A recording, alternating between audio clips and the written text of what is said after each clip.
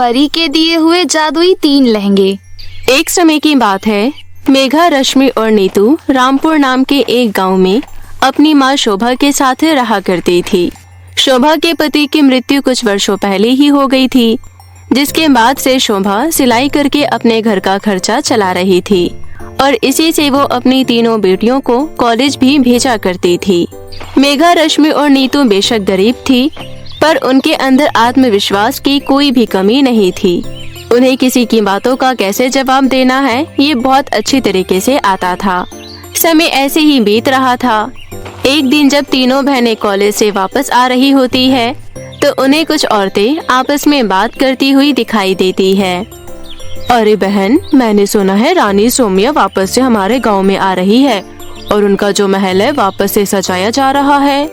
वो इसलिए क्योंकि इस बार रानी सोमिया अकेली नहीं बल्कि अपने तीनों बेटों के साथ आ रही है और वो इसी गांव में अपनी बेटों की शादी कराना चाहती है, जिसके लिए वो इसी गांव की लड़कियां ढूंढ रही है। अरे वाह, अगर ऐसा हुआ तो इस गांव के भाग खुल जाएंगे और जिस 3 लड़कियों को रानी सोमिया चुनेगी उनका तो जीवन ही बदल जाएगा। हाँ, तुम बिल्कुल सही कह रही हो। इसलिए तो मैंने अपनी बेटी को पार्लर भेज दिया है ताकि वो अच्छे से तैयार रहे।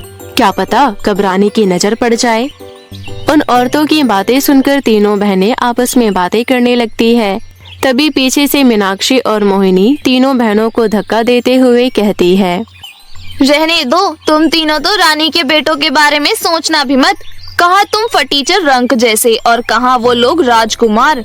अरे उन लोगों को तो हम जैसी लड़कियाँ पसंद आएंगी जिन्हें अच्छे से सजना संवरना आता है, जिनके पास अच्छे खासे पैसे हैं, समझी? हाँ मीनाक्षी, बिल्कुल सही कह रही है। तुम्हारी माँ वैसे ही बड़ी मुश्किल से सिलाई करके घर चलाती है, इसलिए तुम लोगों की औकात नहीं है राजकुमारों से शादी करने की। वैसे तो तीनों बहनें बहुत ही शांत स्वभाव की थी, लेकिन जब भी बात उनकी माँ पर आती थी तो वो किसी की बात नहीं सुनती थी। इसलिए जब मीनाक्षी और मोहिनी उनकी माँ का मजाक बनाती है तो तीनों बहनें मिलकर मीनाक्षी और मोहिनी की पिटाई करती है, जिसके बाद मीनाक्षी और मोहिनी वहाँ से जाते हुए कहती है, तुम लोगों ने सही नहीं किया। तुम जानती हो हम सेठ की बेटियां हैं। अब देखो हम तुम्हारे साथ क्या क्या करती हैं। ऐसा कहकर मीनाक्षी और मोहिनी वहाँ से चली जाती है। फिर जैसे ही तीनों बहनें घर पहुँचने ही वाली होती है कि तभी उन्हें रानी सोमिया का एक सिपाही दिखाई देता है, जो कि ढोल बजा बजा कर एक घोषणा कर रहा होता है। सुनो सुनो सुनो, रानी सोमिया वापस से महल में पधार चुकी हैं और इस बार वो अपने तीनों बेटों के साथ आई हैं, क्योंकि वो चाहती हैं कि उनके तीनों बेटों की शादी इसी गांव की लड़कियों से हो। इसलिए रानी सोमिया ने अगले महीने की 4 तारीख को एक भव्य समारोह रखा है, जिसमें इस गांव की सभी लड़कियों को आमंत्रित किया गया है। लेकिन इस समारोह में आने का एक नियम है कि सभी लड़कियों को लहंगा पहनना होगा और रानी उन सभी लड़कियों में से किन्हीं 3 लड़कियों को अपने राजकुमारों के लिए चुनेंगी। सभी गांव वाले ये बात सुनकर खुश हो जाते हैं, परंतु तीनों बहनें निराश होकर घर आ जाती हैं। अपनी तीनों बेटियों को निराश देखकर शोभा उनसे पूछती है, क्या हो गया, तुम्हारे चेहरे लटके हुए क्यों हैं? माँ, अभी आपने वो घोषणा सुनी ना, उसी चक्कर में आज हमारी मीनाक्षी और मोहिनी से बहस हो गई और वो हमारी गरीबी का मजाक उड़ाने लगी। हाँ, वो तो ये भी कह रही थी कि हमारी औकात नहीं है राजकुमारों से शादी करने की। पर माँ, हम पार्टी में तो जा ही सकते हैं ना? पार्टी में जाने के लिए हमारे पास लहंगा होना चाहिए और लहंगे के लिए बहुत सारे पैसे। पर माँ, आप भी तो हमारे लिए लहंगा सिल सकती है ना? ऐसा नहीं है नीतू, लहंगे के कपड़े के लिए भी काफी पैसे चाहिए होते हैं और इतने पैसे माँ के पास कहाँ से आएंगे? शोभा कुछ देर सोचती है और फिर कहती है, मैंने तुम दोनों की शादी के लिए कुछ पैसे जोड़ कर रखे हैं। अगर तुम कहो तो मैं उन्हीं पैसों से तुम्हारे लिए लहंगे तैयार कर सकती हूँ। तीनों बहनें हामी भर देती है, जिसके बाद शोभा बाजार से सुंदर सुंदर लहंगे के कपड़े खरीद कर ले आती है और अपनी तीनों बेटियों के लिए लहंगे सिलना शुरू कर देती है। कुछ ही दिन में लहंगे बनकर तैयार हो जाते हैं। अब एक ही दिन बचा था समारोह का।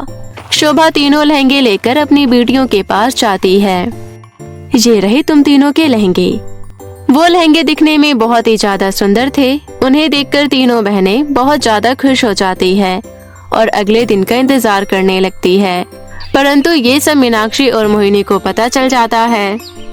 वो तीनों बहनें बहुत खुश है ना? उनकी खुशी अब बस कुछ ही देर में खत्म होने वाली है। ऐसा कहकर मीनाक्षी और मोहिनी एक प्लान तैयार करती है और रात को उन तीनों बहनों के घर में घुस जाती है और उन तीनों के सुंदर सुंदर लहंगे जला देती है। बहुत उड़ रही थी ना तीनों, अब देखती हूँ कैसे जाती है राजमहल के समारोह में। अब तो रानी सौम्या सिर्फ हमें ही चुनेगी उनके बेटों के लिए। ऐसा सोचकर दोनों बहनें खुश होकर बाहर चली जाती है। सुबह तीनों बहनें उठकर सबसे पहले अपने लहंगे के पास जाती है, लेकिन वो जैसे ही अपने लहंगे को राख बना देखती है तो उनकी आंखों में आंसू आ जाते हैं। ये क्या हो गया? हमारे सारे सपने राख हो गए। पर ये कौन कर सकता है? ये मीनाक्षी और मोहिनी के अलावा कोई नहीं कर सकता। पर अब हम क्या करेंगे? इतनी जल्दी ना तो लहंगे तैयार हो सकते हैं और ना ही हमारे पास इतने पैसे हैं कि हम उन्हें खरीद सकें। ऊपर से हमने मांगे सारे पैसे भी इन लहंगों पर खर्च करवा दिए, वो सब बर्बाद हो गया।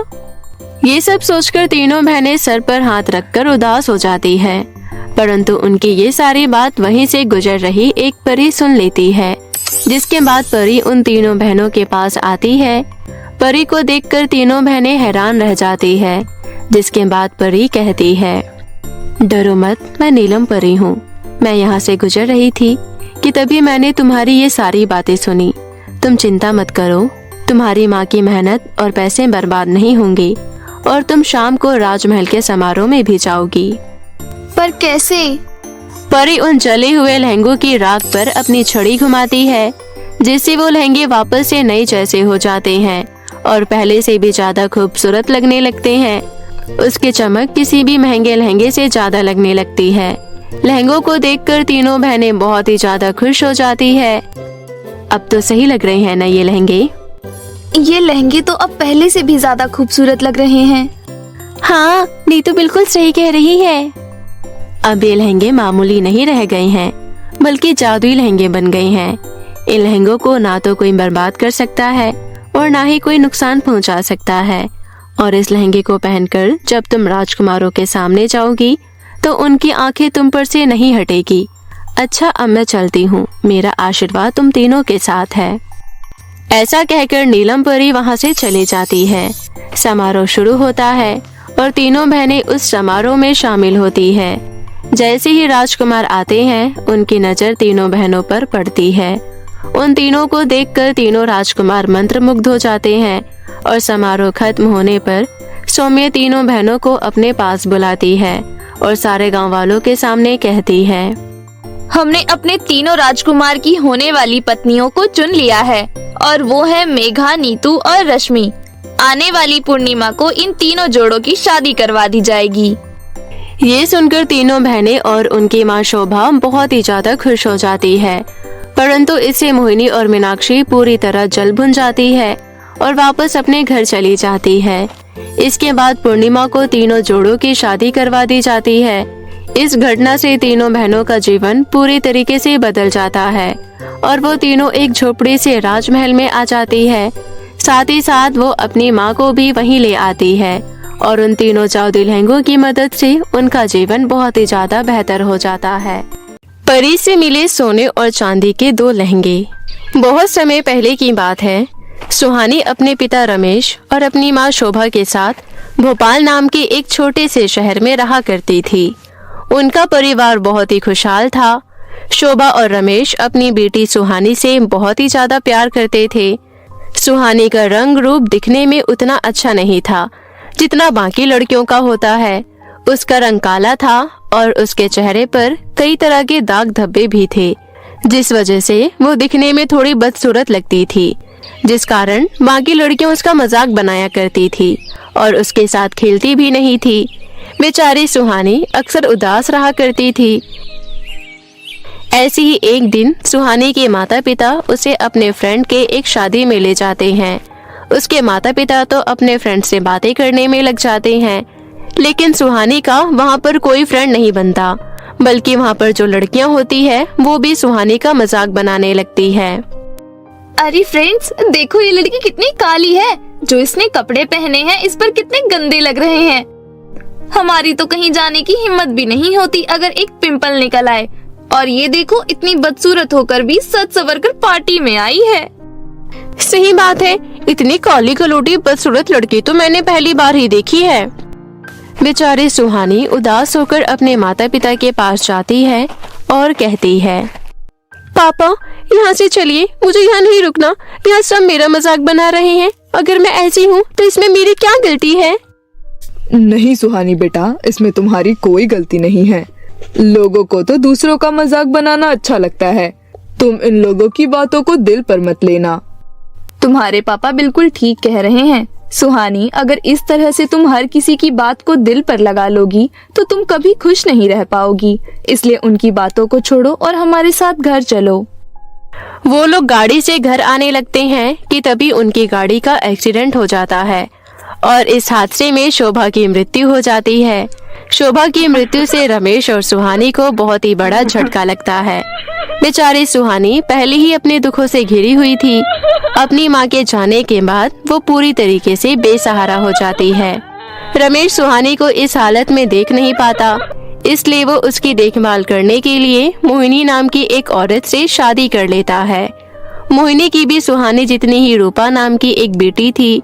शादी के बाद वो लोग ऐसे ही बैठकर आपस में बातें कर रहे होते हैं कि तभी रमेश कहता है, मोहिनी, मैं अपनी पत्नी से बहुत प्यार करता था, इसलिए दूसरी शादी के बारे में सोचना भी मेरे लिए पाप था। पर मेरी बेटी सुहानी को एक माँ की जरूरत है और मुझे लगता है कि उसकी वो जरूरत तुम पूरी कर सकती हो। तुम उसे एक माँ की तरह प्यार देना। मैं चाहता हूँ कि तुम सुहानी को कभी भी माँ की कमी महसूस ना होने दो। आप बिल्कुल भी चिंता मत कीजिए। सुहानी को मैं अपनी बेटी रूपा की तरह ही प्यार करूंगी और उसे कभी भी किसी भी चीज की कमी महसूस नहीं होने दूंगी। ये सुनकर रमेश काफी खुश हो जाता है, परंतु वो मोहिनी की सच्चाई नहीं जानता था। मोहिनी एक बहुत ही चतुर और चालाक किस्म की औरत थी। वो रमेश के सामने तो कुछ और बनकर दिखाया करती थी, पर उसका चेहरा असल में कुछ और ही था। एक दिन रमेश 6 महीने की ऑफिस ट्रिप के लिए बाहर चला जाता है, जिससे मोहिनी बहुत ज्यादा खुश हो जाती है और फिर सुहानी से कहती है, नौकरानी, अब तुझे तो सबक मैं सिखाऊंगी। तेरे बाप के रहते तुझे कुछ कह नहीं पाती थी, इसलिए तू कुछ ज्यादा ही उड़ रही थी ना। अब देख तेरे पर मैं कैसे काटती हूँ। माँ, आप ये कैसी बातें कर रही हो? जैसे एक नौकरानी से करनी चाहिए वैसे ही कर रही हूँ, समझी? और हाँ, अब से तेरा कमरा मेरी बेटी का है। तेरी औकात नहीं है इतने बड़े कमरे में रहने की। मुझे समझ ही नहीं आ रहा कि आपका असली चेहरा कौन सा है, जो आप पापा के सामने दिखाती हैं या जो आप अभी हैं। देख रही हो माँ, कितनी जवान लड़ा रही है ये आपसे। तू चिंता मत कर, इसका बाप तो 6 महीने के लिए चला ही गया है। अब इसे मैं बताती हूँ कि सौतेली माँ किसे कहते हैं। इसके बाद मोहिनी सुहानी को एक नौकरानी की तरह रखने लगती है। उससे घर के हर एक काम करवाने लगती है। बेचारी सुहानी ना चाहते हुए भी ये सब करने पर मजबूर थी, लेकिन दुखों का पहाड़ तो उस पर अब टूटने वाला था। रमेश के ऑफिस से एक आदमी सुहानी के घर पर आता है और उन्हें बताता है कि ऑफिस ट्रिप के एक रोड एक्सीडेंट में उसके पिता की मृत्यु हो गई। ये सुनकर सुहानी की तो मानो पूरी दुनिया ही उजड़ जाती है। वो पहले ही अपनी माँ को खो चुकी थी, अब उसके लिए अपने पिता को खोना कोई आम बात नहीं थी। परंतु ये खबर सुनकर मोहिनी बहुत ज्यादा खुश हो जाती है और उस आदमी के जाने के बाद वो खुशी से कहती है, चलो अब अच्छा हुआ तेरा बाप मर गया। अब तेरे बाप की सारी प्रॉपर्टी मेरी और मेरी बेटी के नाम हो जाएगी और साथ ही साथ हमें एक फ्री की नौकरानी भी मिल गई। अब इससे अच्छा क्या ही हो सकता है। ये कहकर मोहिनी बहुत ज्यादा खुश हो जाती है। अब मोहिनी सुहानी पर और भी ज्यादा अत्याचार करने लगती है। धीरे धीरे समय बीतता है। एक दिन मोहिनी सुहानी के पास आती है और कहती है, सुन कल मोही, मेरी बेटी का कल बर्थडे है और मैंने टेलर को ड्रेस सिलने को दी हुई है। तू जल्दी से जाकर वो ड्रेस ले आ और हाँ, 1 घंटे में तू मुझे यहाँ पर मिलनी चाहिए। एड्रेस इस पर्चे में लिखा है। पर माँ, ये तो 5 किलोमीटर दूर है। इतनी जल्दी मैं वहाँ पर कैसे पहुँचूंगी और वहाँ से वापस कैसे आऊंगी? वो सब मैं नहीं जानती। मैंने जितना कहा है उतना कर, समझी? बेचारी सुहानी भागकर वहां पर जाती है। भागते भागते वो बहुत थक जाती है, पर वो रुकती नहीं है और उस टेलर की दुकान से ड्रेस लेकर घर आने लगती है कि तभी उसे पास की नदी से किसी के चिल्लाने की आवाज आती है। बचाओ, बचाओ, मैं डूब रही हूँ, कोई तो मुझे बचाओ। सुहानी वहां जाकर देखती है तो एक बुढ़िया नदी में डूब रही होती है। सुहानी एक लकड़ी की मदद से उस बुढ़िया को नदी से बाहर निकालती है। नदी से बाहर निकलते ही वो बुढ़िया सुहानी का धन्यवाद करती है, जिसके बाद सुहानी उस बुढ़िया से पूछती है, क्या हुआ, आप इतनी उदास क्यों लग रही हैं? सब ठीक तो है ना? कुछ भी ठीक नहीं है सुहानी। आपको मेरा नाम कैसे पता है? क्योंकि मैं एक परी हूँ।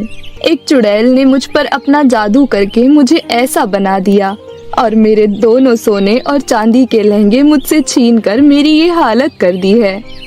तो फिर आप उस चुड़ैल से अपने लहंगे वापस क्यों नहीं ले आती? मैं ऐसा नहीं कर सकती, मेरे पास कोई भी शक्ति नहीं है और ना अब मैं उस चुड़ैल के आसपास भी जा सकती हूँ। क्या मैं आपकी कुछ मदद कर सकती हूँ? क्या तुम सच में मेरी मदद करना चाहती हो? हाँ बिल्कुल। ठीक है, मेरे पास ये लॉकेट है जो तुम्हें अदृश्य कर देगा। ये लॉकेट पहनकर तुम इस जंगल के पार वाली गुफा में चली जाना। वहाँ पर चुड़ैल मेरे सोने और चांदी के लहंगे के साथ यज्ञ कर रही होगी। तुम वहाँ पहुँचकर चुड़ैल की झाड़ू को ढूंढना और झाड़ू के मिलते ही उसे तोड़ देना। उसे तोड़ते ही चुड़ैल की मृत्यु हो जाएगी और उसके बाद तुम दोनों सोने और चांदी के लहंगे को यहाँ मेरे पास ले आना। सुहानी परी के बताए अनुसार चुड़ैल की गुफा में जाती है और सुहानी के अदृश्य होने के कारण चुड़ैल उसे देख नहीं पाती, जिसके बाद सुहानी चुड़ैल की झाड़ू को तोड़ देती है, जिससे चुड़ैल की मृत्यु हो जाती है।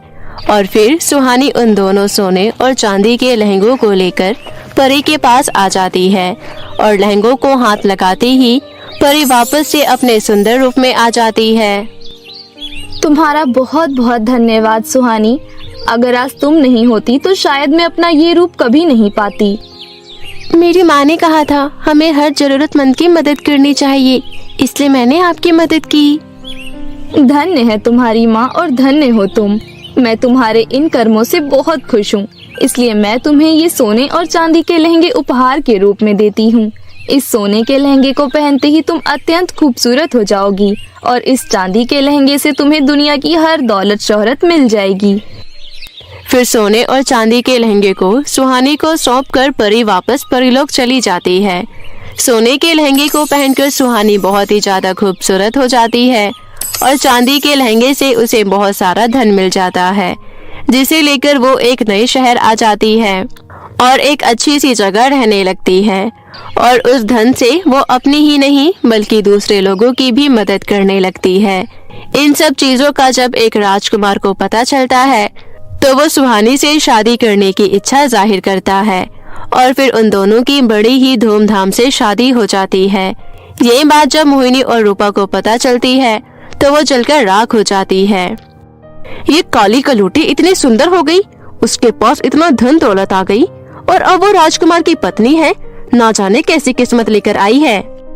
माँ, मैं नहीं चाहती कि सुहानी की बच्ची मुझसे ज्यादा शोहरत प्राप्त कर सके। हमें कुछ न कुछ तो करना ही होगा। हाँ तो चिंता मत कर, मैंने सुना है उसके पास परी के दिए हुए 2 सोने और चांदी के लहंगे हैं और उन्हीं से उसे सब कुछ मिला है। अगर हम ये दोनों वो लहंगे चुरा ले और सुहानी को जान से मार दे तो जो कुछ भी उसके पास है वो सब हमें मिल जाएगा। ये सब सोचकर दोनों माँ बेटी खुश हो जाती है और राजकुमार के महल में पहुँच जाती है, जहाँ पर सुहानी अपने कक्ष में सो रही होती है।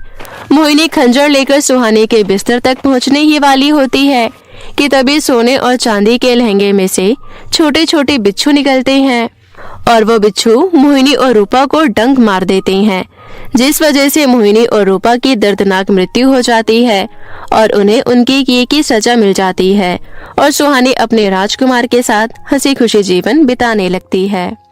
जादुई 3 कुआं।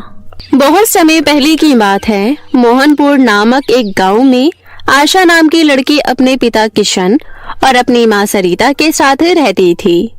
उनका परिवार बहुत ही खुशहाल परिवार था।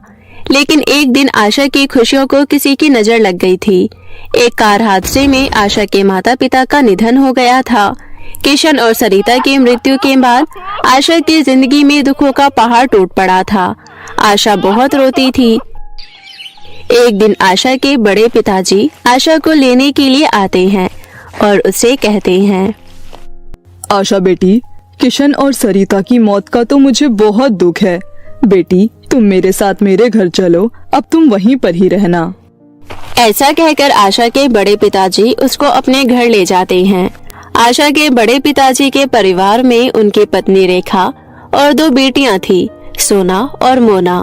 जैसे ही आशा अपने बड़े पिताजी के साथ घर में आती है तो रेखा आग बबूला हो जाती है और अपने पति से कहती है, अरे आप इस अनाथ को हमारे घर में क्यों लेकर आई हैं? पहले ही घर में 2 जवान बेटियां हैं और अब इस अनाथ का बोझ भी हमें ही उठाना पड़ेगा। अब मेरी बात कान खोलकर सुनिए, आप इसे जहाँ से लाए हैं वहीं छोड़कर आ जाइए, मैं इसको नहीं पालूंगी। अरे भाग्यवान, कैसी बातें कर रही हो? ये मेरे छोटे भाई की बेटी है। मैं इसको किसके सहारे वहाँ पर छोड़ कर आता? इसका इस दुनिया में कोई नहीं है हमारे अलावा। कृपया करके ऐसी बातें ना करो। ठीक है, अगर ये घर में रहेगी तो हमारी सारी बातें मानेगी, और हाँ, इस घर में हमारी बेटी बनकर नहीं, नौकरानी बनकर रहेगी। जी बड़ी माँ, मैं आपको शिकायत का मौका नहीं दूंगी। आप जैसा बोलेंगी मैं वैसा करूंगी। बस आप मुझे यहाँ पर रहने की इजाजत दे दो। आप लोगों के सिवा मेरा और कोई नहीं है। चल ठीक है, बहुत सारे गंदे कपड़े पड़े हैं, उन्हें जाकर धो और किचन में जाकर पूरे घर के लिए खाना बनाना, और खाना बनाने के बाद गेस्ट रूम साफ कर देना। काफी दिनों से गंदा पड़ा है, जा और जाकर काम पर लग जा। रेखा के कहने पर आशा काम पर लग जाती है। रेखा आशा पर बहुत अत्याचार करती थी, उसको मारती पीटती थी। वहीं दूसरी तरफ सोना और मोना भी आशा को बहुत परेशान करती थी। एक दिन सोना मोना से कहती है, बहुत दिन हो गई आशा को परेशान करे हुए, इसके साथ कुछ करते हैं। हाँ सोना, तू बिल्कुल ठीक कह रही है। इस नौकरानी को सबक सिखाना पड़ेगा। मैं तो इसको घर से भगाना चाहती हूँ। ऐसा कहकर सोना और मोना एक प्लान बनाती है और आशा को अपने पास बुलाती है। सुन गवार लड़की, मेरे लिए स्वादिष्ट खाना बनाकर लेकर आ, और हाँ, मोना का भी फेवरेट खाना बनाकर लेकर आ, और उसके बाद मेरे कपड़ों पर इस्त्री भी करनी है। थोड़ी देर बाद आशा सोना और मोना का मनपसंद खाना लेकर आती है, लेकिन दोनों ने पहले से ही प्लान बना रखा था।